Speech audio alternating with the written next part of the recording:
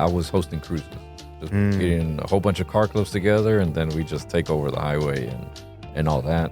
And then after the news picked it up, I was like, oh, let me step back a little bit.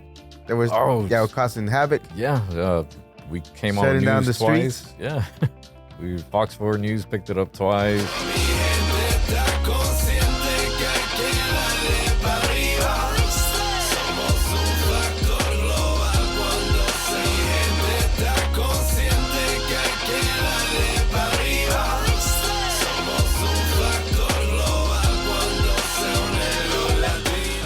Welcome you and all to another episode of the Global Latin Factor podcast, where we talk about, say it with me, I know you know it, Latino, everything. Thank you very much for being here. Happy New Year to all the ones that are watching right now. It's about that time. Within a week, 5 days, 4 days, whatever, it's going to be New Year's. Make sure you go and subscribe to the channel right now. Help the Latino content grow on YouTube. Help the Latino content grow on YouTube. It is free. And because you do that, you are supporting all the channels, especially this channel right here. Thank you for the ones that already subscribe. We appreciate it very much. It means tons. You don't understand how much it is. Today, because we're showing representation about amazing Latinos doing amazing things. Like today, we have a gentleman that is very accomplished, has over 10 certifications in different fields. He is the owner of Spiderweb Media LLC that was founded in 2018. They do marketing here in the Dallas-Fort Worth area, and he has created, his goal is to create a stunning content for businesses like yourself to grow and draw customers. We have the one and only, the young man, Mario Herrera en la casa. What is going on, guys? How you doing today? I'm doing good. I'm excited to be here. Thank you very much for taking the time. I know we've messaged before on social media and things like that. Right. I've been knowing about you for years. I know that you've been busy doing different things, and I thought you were an amazing person to talk to. I like the small motivation clips that you do, a coffee cup. I think we were talking about coffee. Yeah, coffee back talk. then, coffee. I think it was like 2 episodes. It's all good, but I really enjoy the fact of the positivity, right, and educating people on different things, different areas, and I thought it was pretty dope. So thank you very much for being here. Got it. All right, we're going to go ahead and continue with a segment that I like to call Preguntas al Chile. Let me just say that we started this segment about 3 years ago. Preguntas al Chile. You see other segments. I'm not saying they took it from us, but I'm just saying if you like other people see, if you like this, you like that. I'm just saying 3 years ago, we began doing this journey of Preguntas al Chile. Are you ready? I'm ready. ¿Estás listo? ¿Tacos o burritos? Tacos, for sure. Corn tortilla or flour tortilla? Flour. Gorditas o sopes? Sopes. Jarritos or Fanta? Jarritos. Agua de horchata, Jamaica, tamarindo? Tamarindo for that one. Salsa verde or salsa roja? Neither. You don't like spicy food at all? Are you allergic to it, or you just don't like? No, I just never liked it. Like my sisters would make fun of me back then that, you don't need chile or anything, but never liked it. So you're Mexican descent, correct? Right. Okay. I don't know if you heard about this young singers, regional singers. Damn, I forgot their name, but anyways, they were made fun of because they went to Mexico. They did an interview. Right. I think it's I forget her name, the young lady and the group. But they were interviewing in Mexico, and they were telling them like they don't really like Mexican food, the cuisine. They're most likely chicken nuggets, right, and wings. But if you think here in the United States, what kid does not eat chicken nuggets and wings? True. And their palate is not accustomed to the food that we have in Mexico, even if they're with Mexican family. True. I mean, that's just what they do. Yeah. It's like, even though if you're Mexicano, you feel like you eat spicy food. No, it's not, because it just depends on where you grew up at. You know what I mean? Right.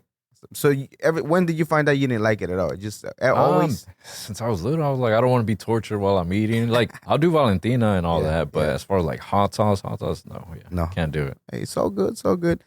Do you like menudo or pozole? Menudo for that one. Churros or flan? Churros. Valentina, Tapatio, Cholula, or Tabasco hot sauce? So it was Valentina at first, but I think I'm switching to Cholula. Cholula? You like that better? Yeah. That's cool. conchitas, the pastries, the brown ones, the white ones, or the pink ones? The brown ones. The brown ones? Yeah, chocolatito. I used to love them things. Okay, a conspiracy theory that when you heard it one time, you're like, it has to be true. Ain't no way it can't be true. The usual one, the aliens. The aliens? Like, I think they're real. You think so? I'm on the fence about it, but it's a possibility. What makes you want to think that, as far as why it's more likely that there is than there's not? I mean, with the universe being so big, I'm like, how can there not be something else? Like, we can't be the only ones here. Because a lot of people talk about, like, what's the thing supposedly it's over the earth and stuff? The ozone? It's something else. The dome? The dome. The dome. That doesn't let us get out of here? Right. So I'm like, I don't know. Like, you never know. I'm open to anything. I was telling our previous guest, Christy Lux, we were talking about how we just say infinity, but we don't really sit and grasp that it just keeps going and going and going. Right. With that, there's no way that within and then we talk about just our galaxy, which is the Milky Way, but there's other galaxies that they found that have similar, supposedly they say they have similar things of what it is. The likelihood of something like that not being, like, for us to be here was perfect conditions, right? But what's not to say that it didn't happen in any other place? True. They have their own sun, they have their own moon, they have their own planets. Maybe they don't look exactly like us. Maybe they don't even look like little green or gray men, but maybe they look like some kind of species or something. See, I had a theory about that. Okay. I was like, okay, the ancient people that were here before, what if they somehow left Earth, but in that other planet, like, their skin changes, they don't need mouths to communicate because they're so advanced, and like the body changes by being in a different environment.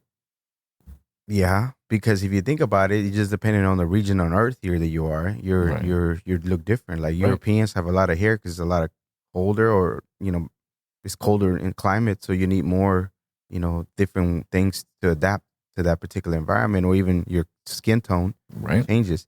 I like that theory. Yeah. How about this one? Check this one out. So I heard there's tribes out there, native tribes, that they talk about people from the stars. Right. So apparently there was other places that were there, and they made their way to Earth. And if you think about it, there's different. We are all so different. Like Egyptians, even though they might have pyramids, are way different than the Aztec people as far as even the way they look and function, things like that. So even the native indigenous American people, they're different than they were. What's not to say that we were right here from somewhere else prior to. True. And I don't know why they just didn't continue to come back, or maybe something happened that they couldn't come back, but we're just a giant experiment. I'm saying possibility. I like to question everything. I believe in a lot of things, like you said earlier. I believe everything's possible too, but at the same time, I feel like we should question things. I take everything in. I'm like, let me keep it in the back of my head, and then once I see certain stuff moving, I'm like, okay, maybe it was true. Right. And then, have you ever ran into some things that you thought about, and before it just developed, like, to you, like it was revealed to you that that's what it was, and be like, damn, so it was right. I guess not conspiracy stuff, but stuff that happened, I guess, like around the world. Like before they put cameras on the street lights. Yeah. I had been told about that was going to happen and all that. And then once I saw it start happening, I was like, oh, wow, okay. When was the time when you noticed you had thought about it, and all of a sudden you have like a premonition, not a premonition, but more like you're looking around and like, there's a camera. There's a camera. I'm like, oh my God, they're all over. I don't know. It's like everything happens like slowly. Like whenever things happen, it's always slowly. It's like they'll put one camera here, but then wait a few, and then another camera, and eventually all street lights have. But you happen to have a moment that you noticed, damn, there's cameras all over the place. I was probably like 14. Yeah. And I had been told about it. Maybe I was like 10 or something, somewhere around there. But yeah, it's like, it's crazy. Right. It's true. They're always watching too. Pretend like, yeah, they're watching. You can tap into every camera. Okay. When you hear the word Latino, Latina, or Latinx, what first comes to mind to you? Hard workers. Hard workers. For sure. Yeah. Do you consider yourself Latino? Do you consider Mexican American? What would you be like to be addressed like, or you don't care? No, I don't really care. It's I put Latino whenever I'm filling something out. Like don't put white or anything like that. Right. That's pretty cool.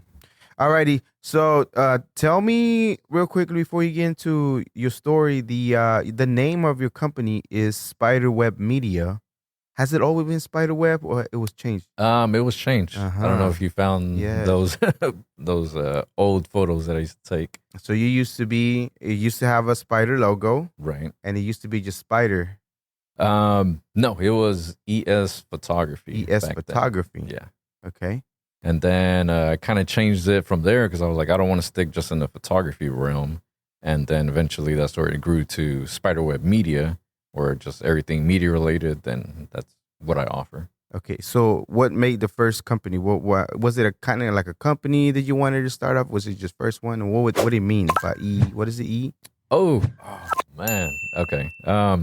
So ES stood for something. I'm not gonna say the first one unless people that are watching know. Then you know. But the S stood for spider. So it was like something spider photography. So it was a partner of yours? No, it was just all me. What? Yeah.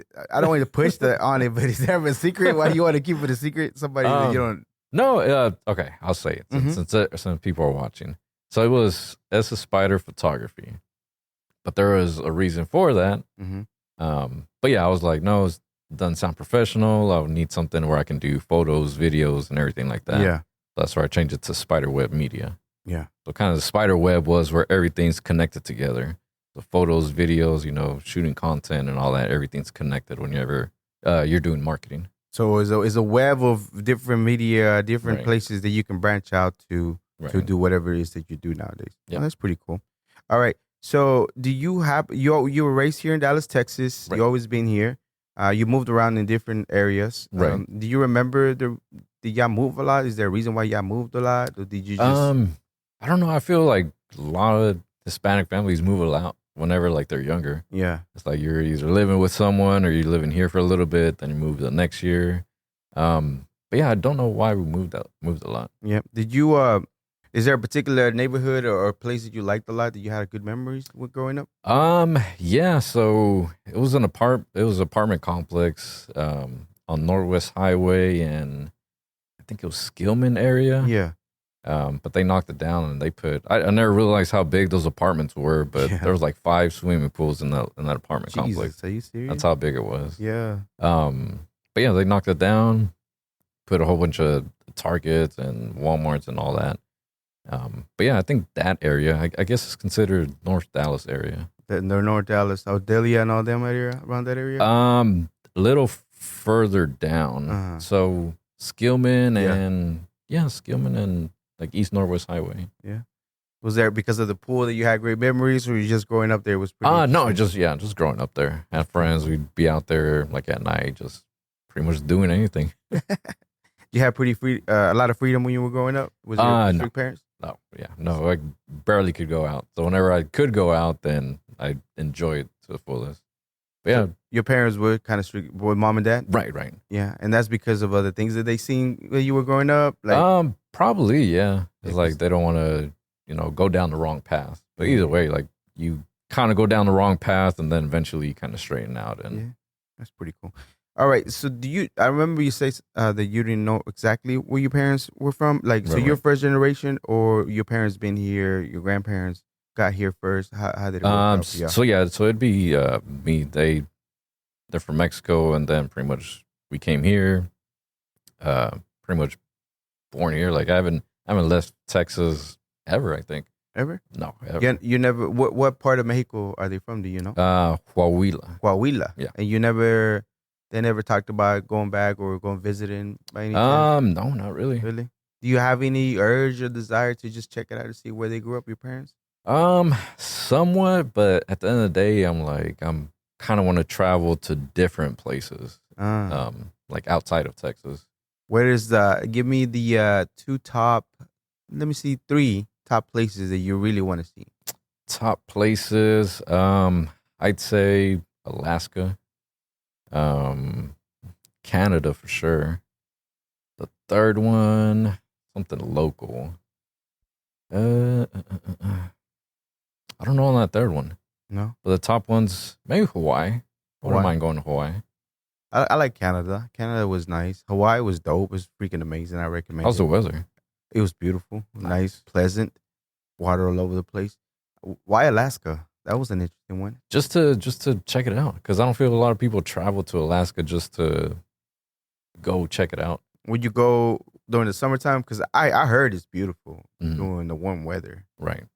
I wouldn't want to go in the wintertime. I mean, I don't know how it is. Like, I haven't looked into it. I'm like, Yeah. I'm trying to have my other plans set up. Once all that's established, then I'm like, okay, where do I want to go?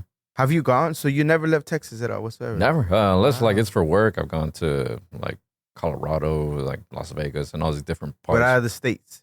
No. Yeah, you need to work on your passport, bro. Go see the world. At least one time. It really... I was telling somebody, I keep saying, like, one of your requirements to graduate is to be able to go out of the state, out of the country, anywhere, just a week or so, just to see the culture, the people, the way they were raised. And then I don't know what it does to you, but you just, like, your vision, your mind, your thoughts change of the way you're accustomed to compared to how the people live. Right. And it's just like, that's crazy. They do this every day, and nothing to do with the way you function in your daily life. Yeah. I recommend it. No, yeah, I'm trying to set everything up on my end here, and Yeah. then I'm like, okay, after that, then I'm free to travel. I'm like, I just want my business to be good, everything set, and then I feel I have that more freedom to go wherever I want. Absolutely. Yeah. I think you're doing great work for yourself to be able to put yourself in place. I like that you have a plan of when you feel like that will be the time, but I highly recommend it whenever you do, just to Europe, freaking even an island somewhere, just to be there. Yeah, once I do it, like I'll be gone for like a month or so. Oh, just yeah. going different places. I'm going, my top places right now for me will be, I want to go Costa Rica or Belize, around that area. I definitely want to see Cuba. I'm going to see Cuba. I'm going to see Puerto Rico. I want to see, for sure, Belize.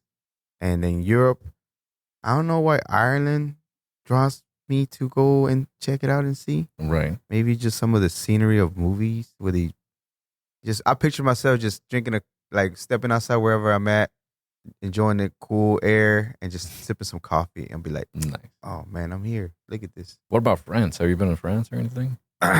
No comment on France. I would not want to go over there just to pass by and look at it. I passed by there. So I have been to Europe before. Mm-hmm. I've been to Germany, Frankfurt, which is the cleanest city I ever been to when I was there. Yeah. I've been to Spain, Barcelona, and I've been to Italy, Rome. It's super dope. We travel on a train. I barely passed through France, but even just passing through, it wasn't kind of pleasant for me. Even this small interaction that I was like, nah, I'm good. If you're from France, if you live, my bad, my opinion. That's all. Please don't ban this video. Please don't shadow ban, whatever they call it nowadays. Okay, so tell me about how you began. So you go from one name, right? You change it because your vision starts changing as far as what you want. What changed that made you want to feel like the name had to be tied to some of the services that you want to provide? So I guess I got to go like way back, like high school. Absolutely. So back then I was like taking pictures at school, doing videos here and there, but nobody ever told me like, hey, like I see you like doing that a lot. Like maybe it's something you should pursue. Yeah. Which someone should have, but nobody noticed. So I started editing random pictures of cars. So there's like a lot of car clubs in the Dallas area, and I started randomly editing their photos and stuff. And they liked it, so I was like, well, I kind of like doing this too. So I started learning how to do Photoshop, how to edit better. Then graduated to shooting videos, figured out like frame rates and how to shoot it, what's the best camera to use if needed, and then editing those videos. And I just started shooting car club videos to start with. But you told me it's all about accident. Did anybody invite you to a place and just start shooting pictures, or how did that go? That one I don't remember. I don't know if I reached out to car clubs or through me photoshopping their cars that they had posted. They just invited me to start shooting music videos. Well, not music videos, but videos for them. Was there any particular place where you were placing them, like social media? Just Facebook and YouTube. It's still Facebook at that time? Yeah. Yeah. No, what was the other one right before? MySpace? Oh, MySpace. Oh my God. We don't even remember. I forgot about that one. Right. No, yeah, it was Facebook. I would download their image. Like it was just basic edits, like put their headlights turned on. I did some crazy ones where I would chop off the roof where it would look like it was a convertible car or something. What? Yeah. Okay. So what did you ever have any desire to as a young guy to be able to grab a camera and start snapping pictures at all? Or how the idea or who gave you the camera to even go and start getting out there and taking pictures? I mean, no one. So in school, I would just do it.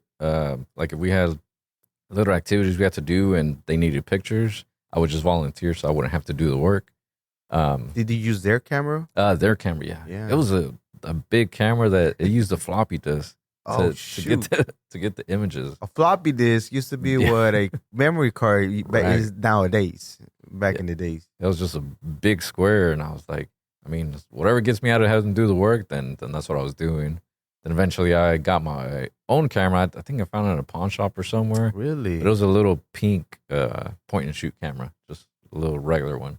And point and shoot is there's no zooming, nothing. Right, It's just nothing. that's it. Yep. But it's not a disposable one either. No, not disposable. Really? Um, And you really have to be up close or far away if you wanted to get whatever angle you wanted. It wasn't like pushing a button. Right. And they had digital zoom, but yeah, it was not good at all. But I was like, let me practice with this so I could get better quality pictures compared to the old one with the floppy disk. And then just started editing from there. How shortly after you posted those pictures did those car clubs start reaching out to you? Pretty fast actually. Yeah. Yeah, I started with like one car club, shot their video. People liked it. Now that I look back on it, I was like, oh yeah, that was kind of rough. But like everybody starts somewhere. Like you're not gonna be perfect like right out of the gate. Absolutely. So yeah, I did one car club, and then it grew to multiple car clubs, and after that, it just grew to like doing cruises with all those car clubs. Who was that car club? The first one. Do you remember who they were? Ooh. So many of them. Right. If I had to guess, it was probably Most Hated Car Club. Most hated car club. Yeah, at a Pleasant Grove.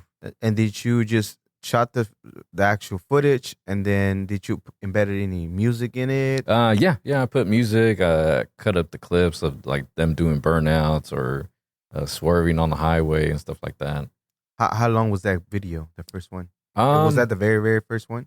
Yeah, probably maybe like 3 minutes or so. Yeah? Just probably the length of the song. Yeah. Yeah, it wasn't too long. How do you feel whenever you got it done and they got it in their hands and they started posting it? It got some traction. Yeah. I was like, wow, like now that I look back at it, I was like, I know it was rough, but like that was back then, what, 2013? Before like I officially made the company like an LLC. Yeah. But no, people liked it. Yeah.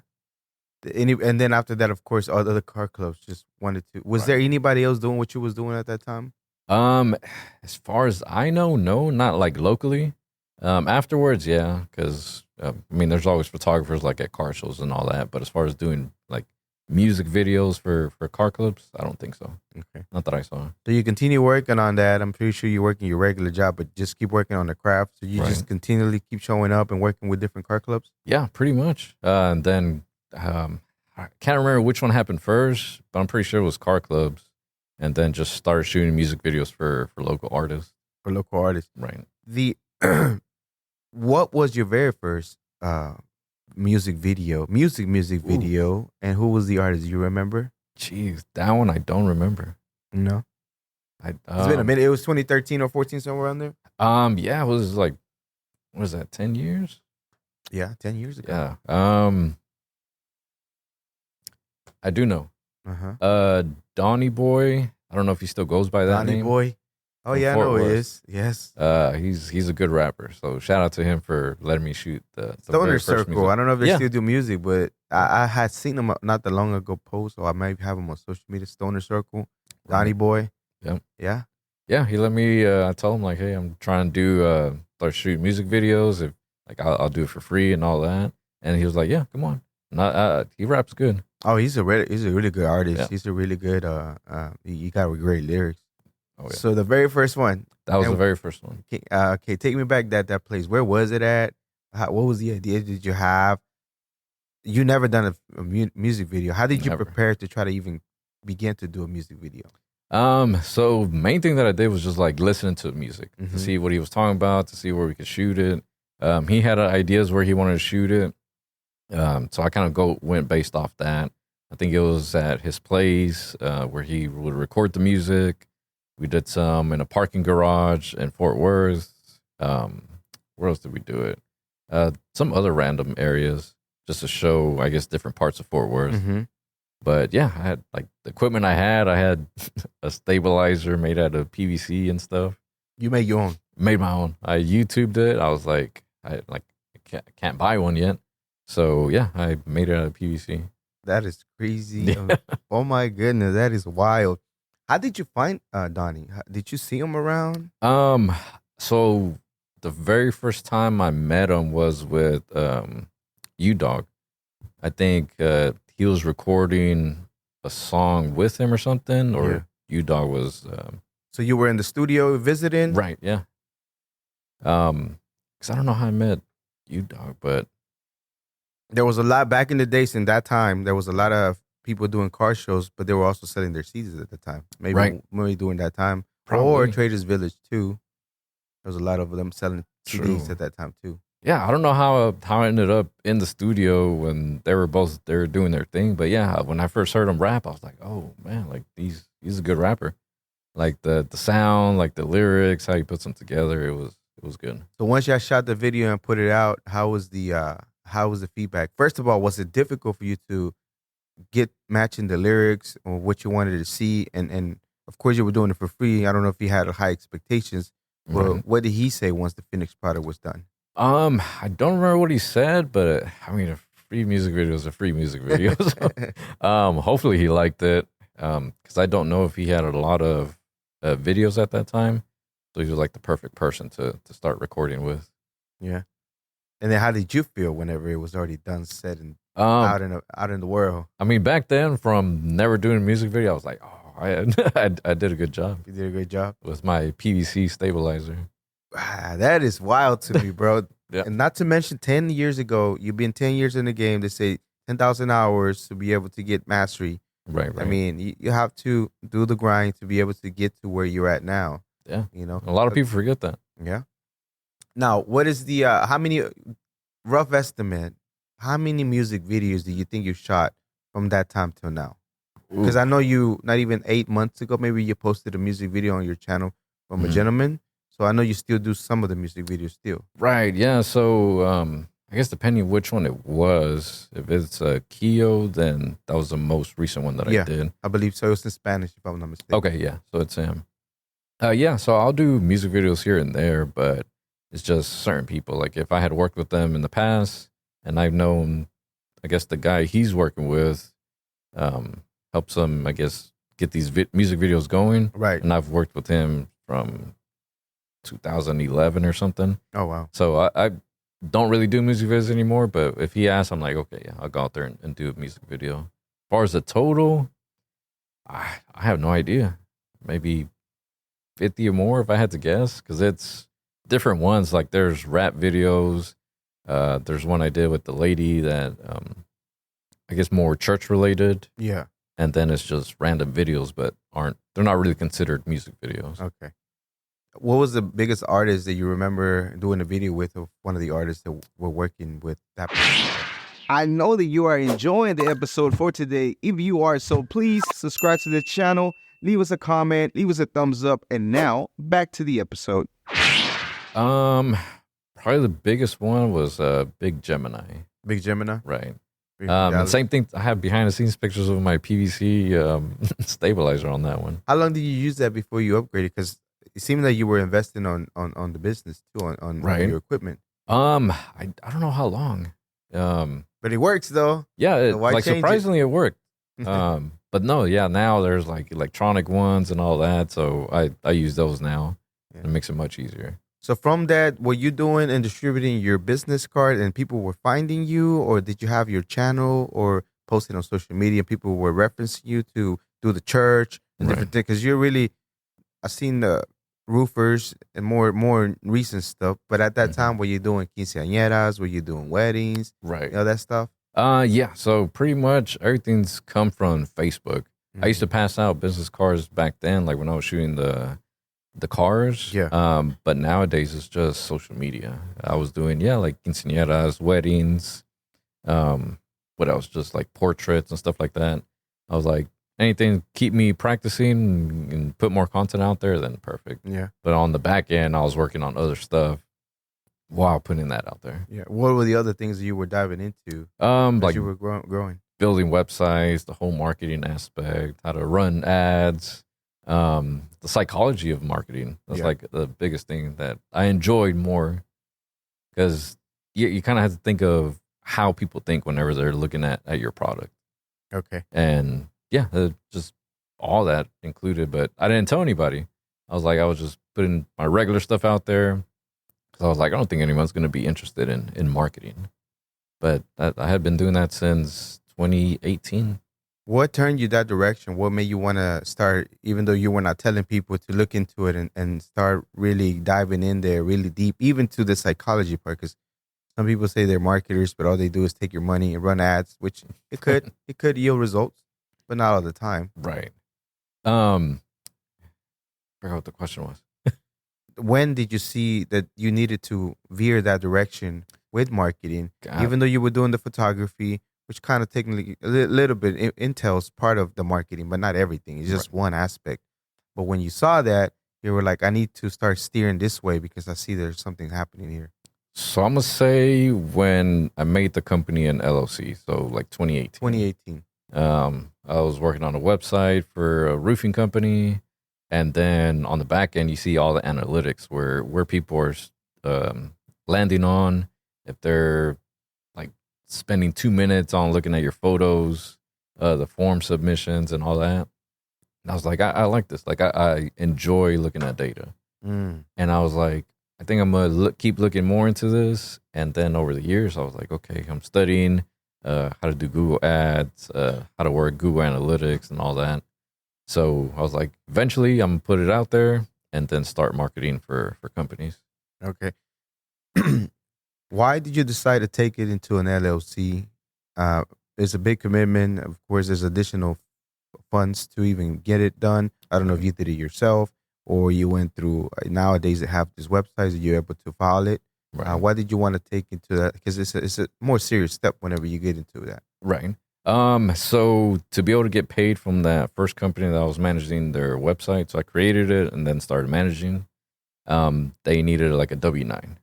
And so I was like, let me make this official, like make it an LLC, make sure I can write off certain things if I'm buying equipment and all that stuff. So yeah, pretty much that was the reason. Yeah. So in order for you to be more legitimate, Right. and have you pay the right way, you have to be able to make an LLC. Right. That's dope. Okay. You take it serious as far as the marketing, because you have like 10 certificates, mostly are within the marketing. Right. Where is it from Google, the certifications, or where did you go? Yeah, so it's Google. You can go through Google. You can do Coursera, I think it's called. But there's a lot of free ones. There's some paid ones, but the ones I'd recommend is like Coursera or just through Google. Yeah. Because they offer it themselves. And then do you find them to be helpful for you to learn more about what it is marketing and how is it to implement it correctly for the most effective, the most for your dollars that you're spending into Google Ads? Yeah, so it like everything pretty much gives you the basics. After that, you actually have to go in and do it because like it changes all the time. Because there's certain keywords that you have to pay more for. Some you can pay less, but it changes. Then same with the SEO, that's changing all the time. You'll put certain keywords into your website, but then after, let's say, a week, that keyword is like no longer ranking that good. And then you just have to go back in, change it, see what's working. And it's like, I think that's what I like about marketing, that it's just constantly changing. Wow. So the other thing that I find it interesting is not only do you actually, I don't know if you actually did the roofing work, but you were actually work with a lot of roofers. I've done a lot of their videos because you also have a license to operate a drone. Right. But what makes you want to be diving into like literally know what they're doing, how it works, Does it help you with the psychology part as far as be able to know how to implement a campaign better? Yeah. So whenever I was doing my whole studying to do the marketing, I was like, I need to like get into the business so I know what's going on, like how they inspect the roof, questions that homeowners have, because that'll help with campaigns. You kind of know what they're looking for, um, how the crews are ran, because that's important, because that they're literally on your roof. If they mess something up, then that can cost you thousands of dollars. So yeah, it helped, and I just thought it was a good step to take. I like to dive in whenever I'm working with a company, try to learn as much about it, and then I kind of know how to market, because every company has a voice. Like either it's professional, or it's a laid back voice, or serious. So I kind of had to learn how the environment is, and then when I'm making posts for them, I kind of know what type of wording to use. And with that, you want to create an image that aligns with who they are, Right. not create somebody that somebody will talk to and be like, that's not the same person that Yeah. I thought I saw on the ads or whoever. Yeah, because people will notice that. Like if you respond differently compared to someone previously, like they'll notice that, and they're like, "Oh, there's multiple people here." Yeah. And you try to like make it as smooth as possible, where they don't question like, "Oh, is this like the company running this that's messaging back, or it's a marketer?" Okay. So, yeah. When did you start learning about websites? Let's go back on that part. Okay. When did you start learning about doing website? What got you to want to do the websites? Did you saw another stream of income, or you just fell in your lap and you wanted to go ahead and do it? Realized that it wasn't crazy challenging. It's doable. Yeah. So the first company that I worked with in 2018, they wanted a new website, and I didn't really know. But that's why I say like Latinos are hardworking, because I was like, I'll figure it out. Like I'll learn how to build one and stuff like that. And I think that's why I kind of went into marketing, because then there's the SEO for it, call to actions and all that.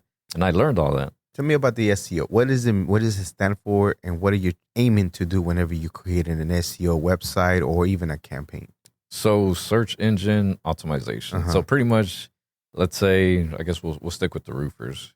If someone's saying it types in Google like roofer near me or roof repair, that's more organically if you have keywords in your website. So hopefully you'll rank.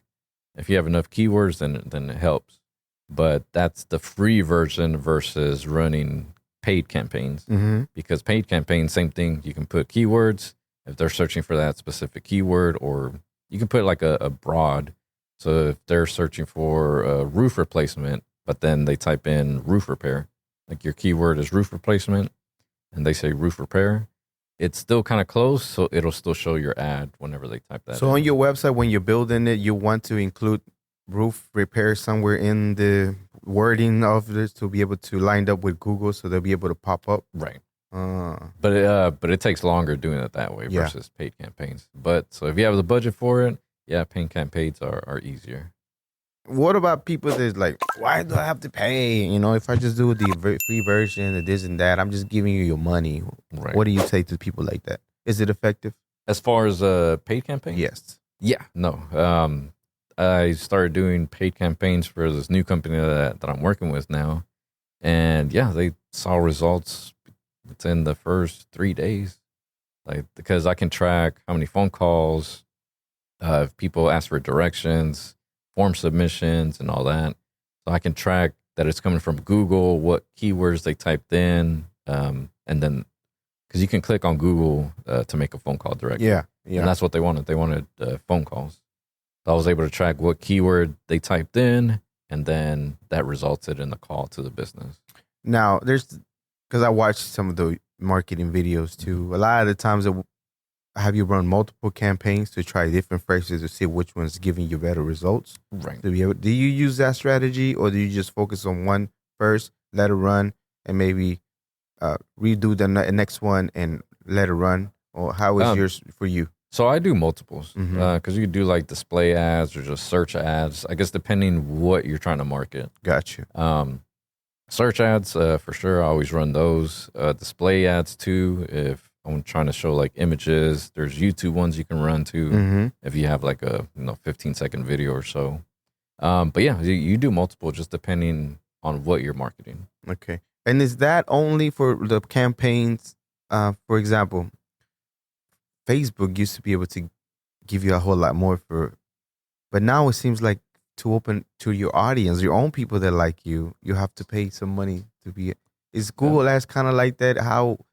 What will be like the retention part that you want to kind of sort of hope for, that you keep those people instead of as soon as whatever it is they leave and they don't ever tap into your business? Is that the owner, the company that has to be able to deliver on that to be able to do a good job so they can just come back? Yeah, pretty much. Because I had one issue before where I was bringing people, like, I guess leads you would call them, in, but the guys weren't closing those leads. And they're like, well, yeah, like we didn't close any of these leads, but it's not on the marketer. Like, the marketer's here to bring you the leads, but you have to close them. Your job is for you to have the phone ring or the messages come in that they're inquiring about a particular business. And then it's up to the company to be able to deliver and close on those deals to be able to go ahead and do it. Otherwise, it's just not going to work. Yeah. Because what I do, I track calls from Google My Business. One of the companies had like a recording system, so every time someone called, we could listen to the call and see what the receptionist was saying and all that. And yeah, they dropped the ball on that end a few times. But yeah, you can't blame the marketer. Your people can't close the deal. So you'll be able to even coach the owner at that time, like, look, we're listening to here. This is what happened. This is where it seems like it fell off. Right. This is where you would need to be able to tell the receptionist or whoever is working on that deal that they fell off to be able to close it. And even then, you're able to coach them. Right, yeah. With the services you provide? Yeah. I try to do, depending on, because there's different levels that I can do. Is like some people just want website management. Some people want like the entire thing. Website content and all that stuff, running ads. But yeah, like if they have like the full package, I'll go in there if they have something set up where I can give them advice like, hey, I think I should do this, so it'll help better. Maybe do certain videos. I'll coach them on the videos and stuff like that. Okay, when you started doing marketing and realized all the stuff that's out there, was there a moment that you're like, wow, this is really something that people don't know, that is so obvious? I mean, it's because I see a lot of people that say they do marketing, but it's just running ads, and that's the majority of the companies. And I'm like, that you can't do just ads. So what I try to do is just everything. Like if it's within their budget, then I try to do everything. Because it just helps. It's because when people are searching for your company, yeah, they'll see the ad, but then what are they going to do after? Especially if it's for a roof.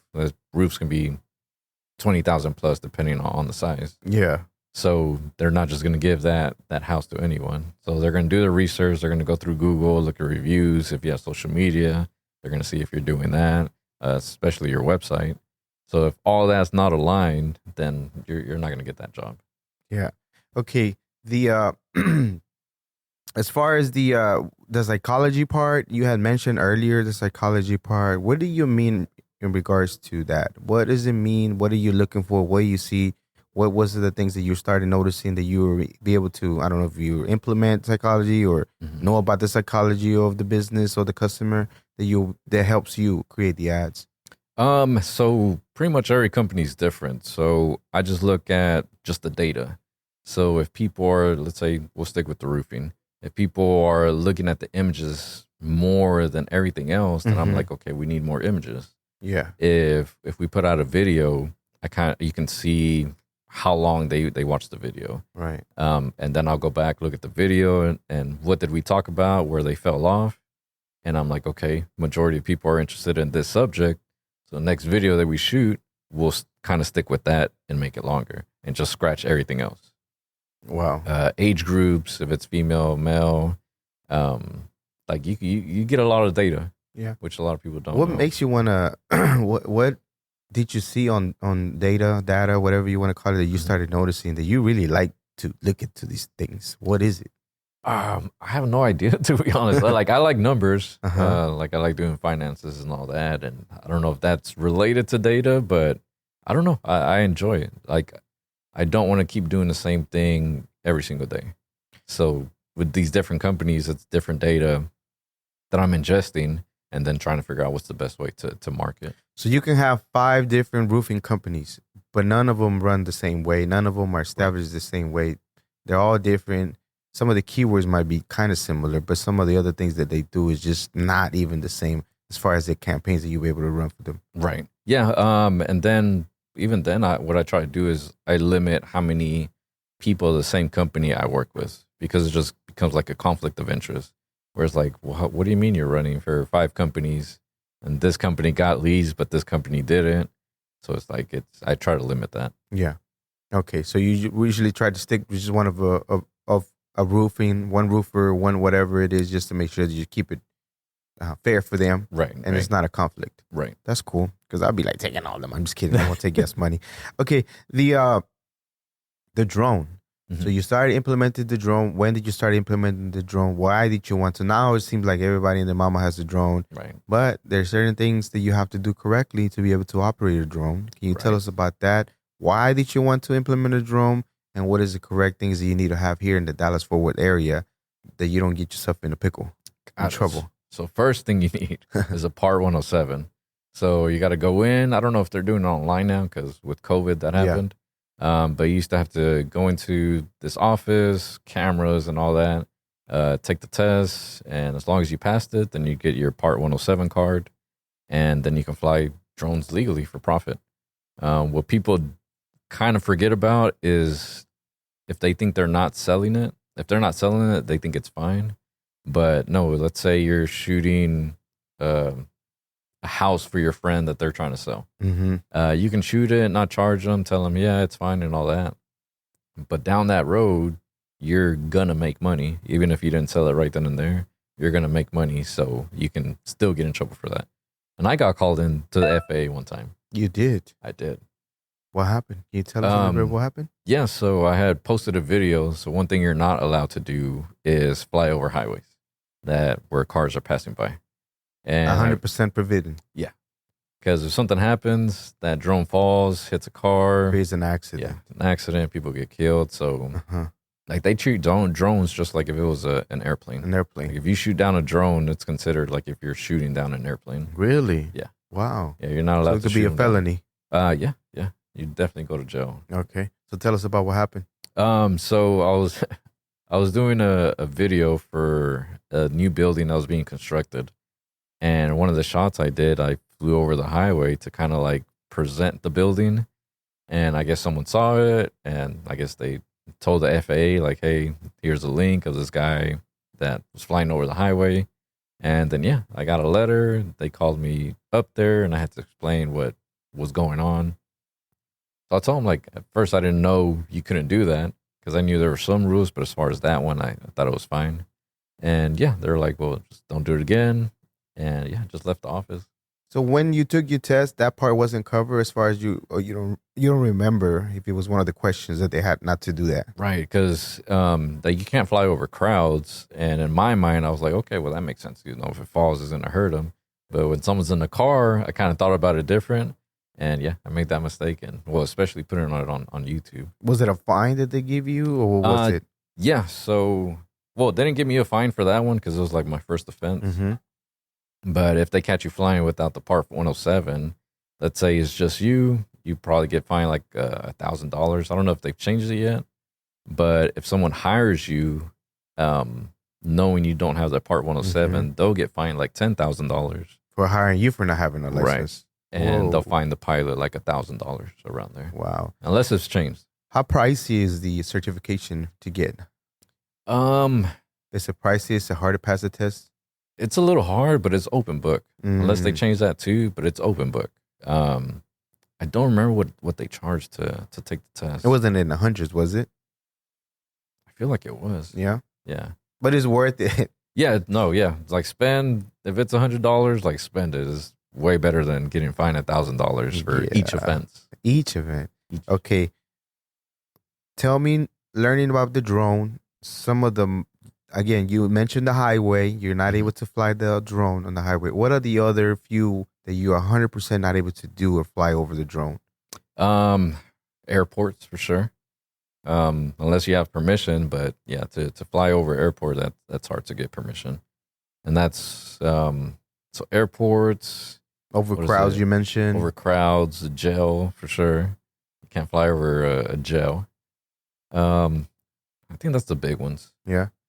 But if you do everything correctly, though, you found that it was profitable for companies. Right. Yeah. And I just started doing implementing that in music videos. Mm-hmm. So K-Pac Films, he would hire me to do the drone shots for his music videos and then cut the clips in there. That's kind of where I started with that. Mm-hmm. And then obviously my own stuff just to stand out from everyone else because, yeah, a lot of people weren't using drones back then. Yeah. But yeah, it's profitable. Just everybody charges different. Yeah. So I have a drone for just regular stuff. I have an infrared drone for commercial roof inspections. That one's way pricier compared to just regular stuff. You don't want that one in your music video. No. This is infrared. It's like it detects heat and all that stuff. Somebody might want a cool shot, but you're gonna have to pay for it. Yeah. No, the camera alone's like $6,000. Oh my Just goodness. the camera. $6,000. Yeah. Yeah, it's a good investment. No, yeah. It pays well. Yeah. The you also done car shows. I think it was, I don't know if it was you, but I think it was your Best of Dallas, I believe, or you were involved with that one. Yeah, just on shooting the videos. For it. Yeah, the promo videos. But then you were also did your pretty much your own, but you have people that helped you with it, which was the Texas Auto Show. Texas Auto Show at the Waxahachie. Yeah, the Motorplex. Yeah, the Texas Motorplex. Okay. Why did you want to do the car show? I know you were very involved with shooting the stuff. I know you've been part of that environment before. But what made you want to do it? How did it turn out for you? I mean, for those that know me from back then when I was shooting car videos, I was hosting cruises, just getting a whole bunch of car clips together, and then we just take over the highway and all that.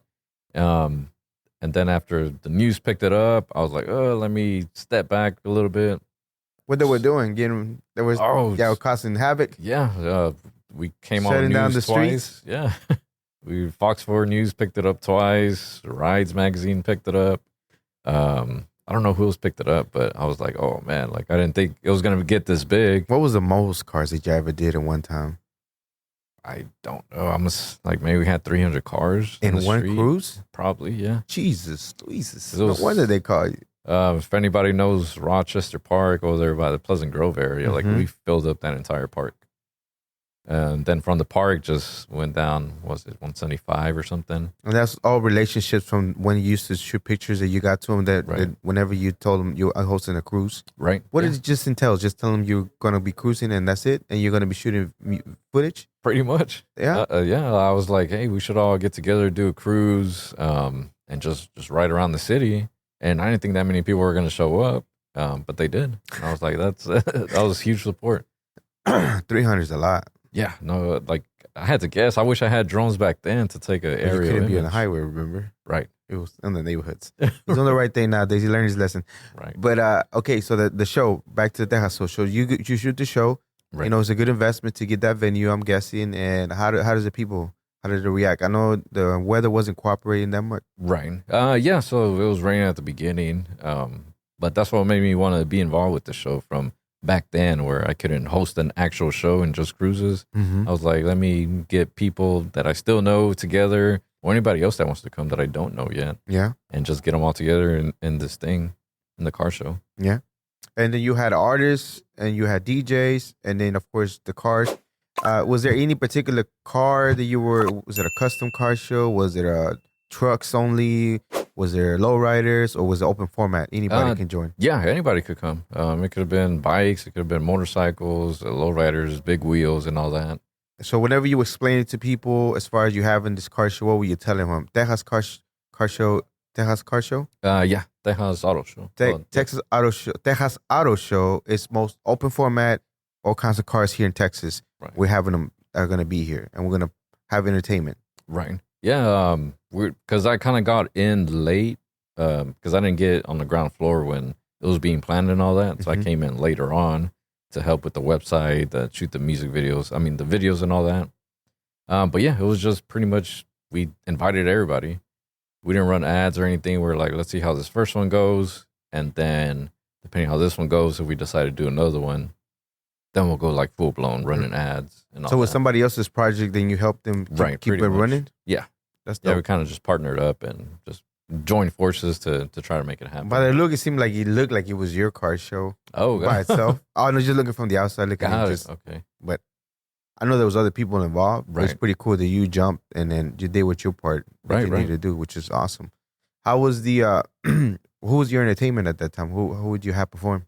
I think it was Grupo Presión. Mm-hmm. I didn't handle that end, Yeah. so I'm not 100% who all performed because we had 2 stages. So it was like the main stage and then the other stage. So there's like local artists on one stage and then like the main groups on the bigger stage. That's awesome. Awesome. And is it coming back again in 2024? You have undecided yet? Not decided yet. Yeah. They reached out. They're like, hey, are gonna run it out again and around the same date? We're like, well, we'll see. Yeah. So we haven't decided yet. That's awesome. All right. It's we're running short on time, but I appreciate very much everything that you share. I think is a lot of knowledge as far as the way that you're supposed to do it. As far as like Google Ads, analytics, marketing. Sometimes it's just so much of like it seems so big. No, it's a lot. You know, it's a lot. Yeah. So for anybody that's fairly new, how do you advise them to go and start looking into and if they want to be like like behind the market to do that part, what would you advise them or recommend them to do first? I mean, as far as free stuff, just YouTube. Like YouTube has a lot of information, how to run ads and all that stuff. But like everything else, you have to kind of do it yourself because by the time you watch that video, things probably changed. And it's crazy that you tell me it's even within a week's time that the SEO, even on your website, Right. you're gonna have to adjust to be able to be found and ranked. Yeah, because I use different programs just to see how everything's going. And yeah, I'll see keywords drop like certain amount. And I'm like, well, got to go in and either change that or just word it differently. That's crazy. It's a whole nother job. So if anybody gets into this, it's a lot of work. Oh yeah, I mean, you talking about certifications that you have, brand management. You have changed your logo. Right. It's more catered to, more friendly, more inviting. Not so Yes. many spikes. Right. No danger behind that. Pretty standard colors. Email marketing. So you learn something about that to be able to either reach out to customers for the contract. The employer you're working with. The business you're working with. Right. Or more for you to be able to acquire businesses. No. So I do like constant contact email campaigns. Some companies like to do it monthly. Some people like to do it quarterly. So they give me pretty much the wording. I build a campaign and then send it off, and then just look at it on the back end. Who's opened it? Who pressed links? Who went to the website and all that. That's awesome. Social media marketing, of course. Foundation of digital marketing. What is that one exactly? So pretty much, Just pretty much the basics. yeah, the basics. Google digital marketing, e-commerce. So you did e-commerce too? Right. Yeah. Yeah. So you know how to do that too. Yeah. I can build an e-commerce website and then obviously track everything that's happening there. Awesome. Congratulations. One of your biggest accomplishments is having your daughter. Right. How did that feel whenever you brought your little girl to this world? Good. I'm always worried that she was a girl, but yeah, she's a girl dad, so it works out perfectly. Yeah. Did you cry? You can be honest with us. A lot of dads do cry. I don't think I did. I was excited, but Did you pass out? Maybe that's why you didn't cry. right, that I don't remember. No, I don't think I cried. I was Yeah. excited. Like That's I awesome. felt ready. Yeah. That's great. And of course, we talked about your drone, and you actually went and taught some kids how to operate the drone or how to show them. Right. How did that come about? And what school was it? I think the first one that I did was Irving High School. Yeah. So I had gone to Irving High School for like ROTC, and I went back to teach them how to fly drones. Yeah. And I was working with a different company.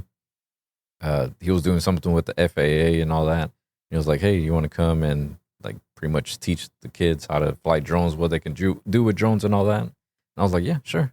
And yeah, went back to the old school that I used to go to. And I only went to that school for ROTC. The other one was the Academy of Irving. But yeah, it was a good experience. And then the high school too. You showed them how to do the drone. Yeah, that was the high school. That was a Irving high High School. That's cool. That's dope. How were the kids? When you taught the kids, how were they taking it in? I mean, since I was older than them, I was like, man, hopefully I wasn't like this when I was their age. But they liked it. Like some were more interested than others. Some were like, I wonder what we can tie to this and like deliver stuff. That's cool. But they had different ideas. Whenever you were making your way over here, drive. I don't know if you were any other questions that you had in mind driving over here. Oh, I hope he asked me this, or maybe we can touch up in this. Is there anything that you have in mind? No, I think you covered everything. Yeah. I don't know. I just want to remind everybody, like, you got to start like somewhere. Doesn't matter what age you start, you just got to start it.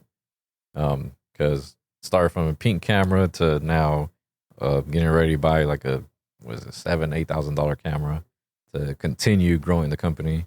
But yeah, a lot of people don't start because they don't want to go through that grind to get where they want to be. What are you projecting to do in the next few years as far as expanding the business? Are you looking into still doing this or maybe doing something different for maybe something that you've been looking into do? I don't know if it's maybe documentaries or any other stuff that you want to tap into.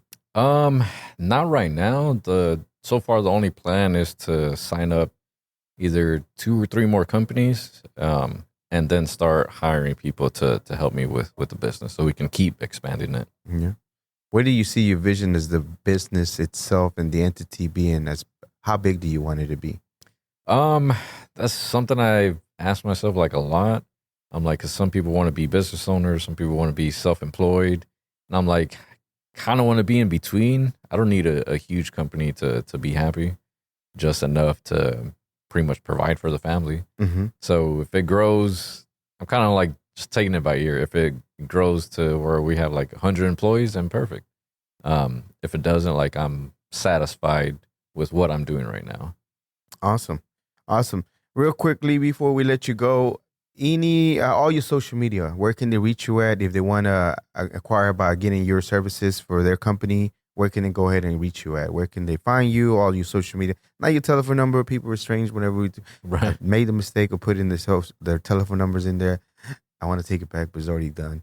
But social media, where can they find you at? Social media, I mean, even my phone number is on there. And I thought about that too before. I was like, do I want to put my phone number out there? With the website and social media, it's fine. They can find it there. If you go to the website, it's just www.spiderwebmediallc.com. On social media, or even if you just Google just Spiderweb Media, maybe put Dallas at the end of it, and just all my profiles will show up. Definitely LLC, Spiderweb Media LLC. Right. Yeah. Spiderweb Media LLC will definitely come because I was Googling it. Yeah, no, random ones come up. Trying to find stuff. I didn't find a lot, but it's good. Well, I found you. Search. Right. As soon as you search, you pop up. You're in the first page of Google because it's a big deal for people to be able to find.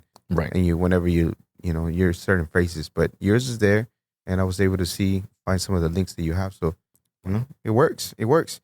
What is a very important lesson that you learn doing photography, videography, marketing that you will tell your younger self that will help somebody else out? I would say, because a lot of people get bummed if they don't have like the nicest camera. Like, you don't have to start with the nicest camera. Like, if I would have, you just like hone your skills as far as editing, doing angles and all that stuff, then you're fine. Eventually you'll get a better camera. So if I would have told myself back then, like, hey, just work on your skills, eventually you'll get a better camera, then I think I would have advanced even faster if I would have told myself that. So do you feel that you were being held back because you felt in your mind you were limiting yourself instead of like getting that camera that's not the greatest, but just work the heck of it, learn the heck out of it to be able to, even the lighting and everything, that you're able to like outgrow the camera to where you get more jobs, and then later on with that money you're able to invest on another camera? Right, yeah. Yeah, because a lot of people want to start like at the very top. It's like, no, just make sure your skills are good, because cameras come and go, but your skills, like, you have them forever. Because the fundamentals, even for a camera, you still have to know the lighting and everything in the beginning. Whether you're shooting with a $100 camera to a $6,000 camera, if you just don't got those basics, it's not the equipment. Yeah, and a lot of people shoot like on their phone too. Yeah, and the quality is great, but then the editing is like, it's kind of choppy and all that. Yeah, so like, no, just work on your skills. Don't worry about the camera. Just use what you have. Yeah. So you did feel like you were a little held back on your own just because. Yeah. Yeah, and that was like my thinking back then. It's like, oh, it's because I don't have a camera, I don't have a good lens, and all that. But no, like it doesn't matter. That's dope. That's dope. You're able to look at it because I mean, but the thing is that you never gave up and just kept working it regardless. Right. And maybe at the time when you were younger, it was a mind thing, but now it's like, it's cool. It's cool. All right. When I wake up usually or somewhere around my day, I say a phrase, I'm not immortal. I am mortal, and I will die one day. Not to scare me, not to frighten me, not to terrorize me, or anything like that. It's just a fact of life, right? With that, it makes me want to hurry up and do stuff, make sure that I stay busy and do things. We're not here forever. It's just an obvious thing. It's not something that I just invented. However, with that, when everything's said and done, I wish you a long, prosperous life. However, what do you want people to think and feel about your life? I mean, I don't know. Everyone has like different opinions. Just I'm a stand-up guy, pretty much, and that's it. Like I just focus on business. I rarely do I don't do interviews, and I don't put my like personal life out there.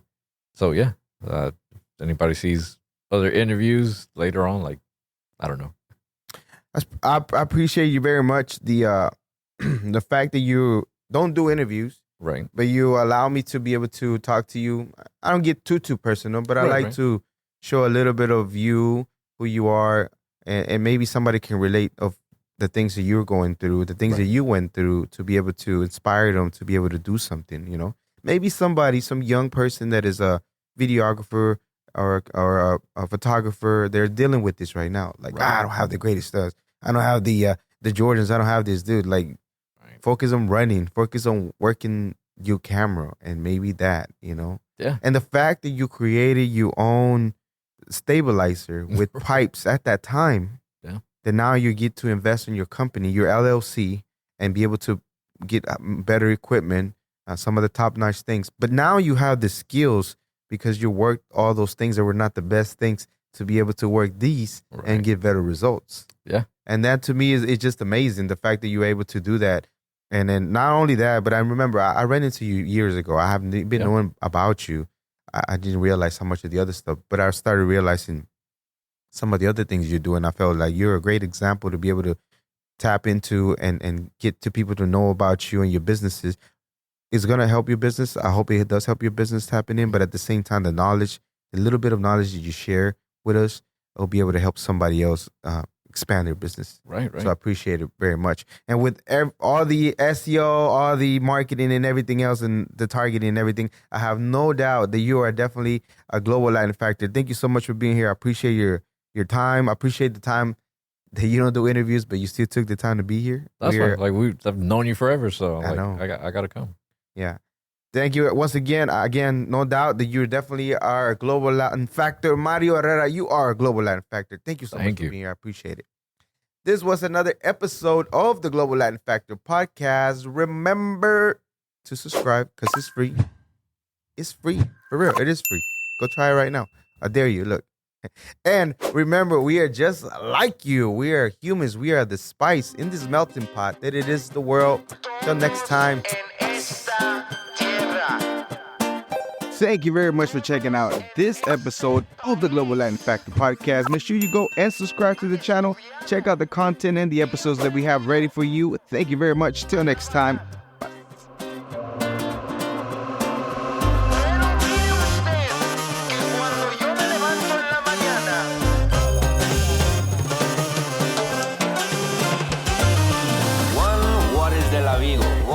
Pero but in fact is a flamingo coming to Havana and from Puerto Rico.